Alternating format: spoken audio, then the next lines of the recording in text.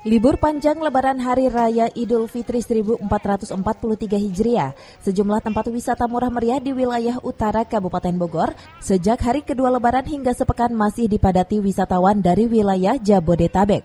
Pantauan MGS TV, beberapa tempat wisata murah meriah seperti wisata air kolam renang Sun Water Park dan pantai buatan yang berada di Desa Tegal, Kecamatan Kemang, dan Desa Cogrek, Kecamatan Parung, Kabupaten Bogor, terlihat ramai dipadati wisatawan.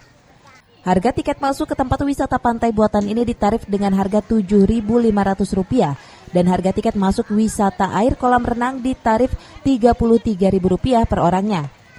Wisatawan pun bisa mandi sepuasnya dan menikmati suasana seperti pantai. Antara 5.000 sampai 8.000 minggu. Untuk kenaikannya Lebaran tahun ini kan PPKM udah longgar nih, berapa persen? Kira-kira 30% ada kenaikan. 30% ya? Iya. Dari mana aja sih Bang? Warganya dari warga mana? Jabodetabek. Jabodetabek ya. Bang, apa aja sih Bang yang membuat minat wisatawan? Wahananya apa aja Bang? Apa aja? Pertama dari harga yang murah. Relatif murah itu wahana-wahana itu seperti pantai dan wahana permainan yang lain itu yang lumayan lengkap lah ada di sini. Dari harga berapa Bang? Itu mulai dari harga 10.000 sampai 15.000.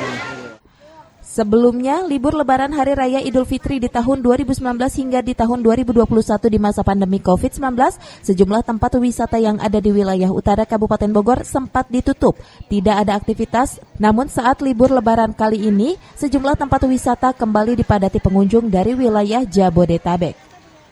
Dari Parung Panjang, Kabupaten Bogor, Suhanda Abrizi melaporkan.